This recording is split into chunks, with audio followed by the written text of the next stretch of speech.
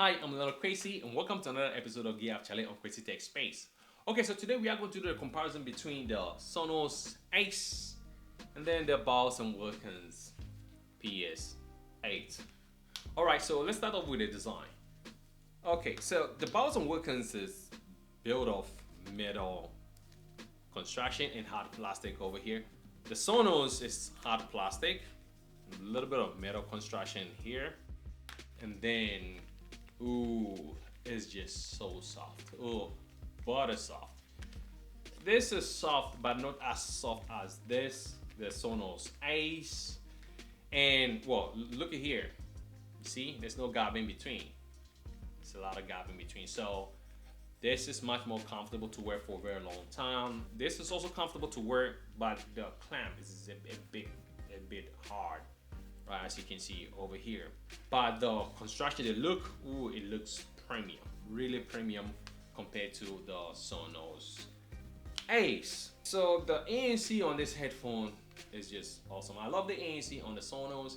I also love the ANC on the Bowers Wilkins. So the ANC over there, good on both headphones. Yes. The bass, ooh, again, like I said, depending on the genre of music you listen to, this has a lot of bass and much louder compared to the Sonos Ace out of the box. Sonos Ace doesn't have a lot of bass out of the box. But yeah, this does. But this headphone has a lot going on under the hood, right? There's a lot of engineering that is going on under the hood of this headphone. So once you pair this headphone with a Sonos soundbar, whoa, then it's very loud. The soundstage, the bass, everything is just wow. This headphone really comes live and it shines. So that is where there is the trade-off, depending on if you own a Sonos soundbar or you're in a Sonos ecosystem. Then yes, then this headphone makes a lot of sense compared to this one over here. Price wise, this is 600 euros. That's what it's gonna cost you, versus 500 euros. Well, the good thing is that they both come with a case and auxiliary cable. So the Bowers Wilkins, the case is very okay. There you have it. Case. Even if the Sonos case is very slim, they're both small case and you can easily to throw any of them into your backpack and you are good to go. So if you are budget conscious, I think the better choice will be this. The PS7s will serve you much more better because these are good headphones.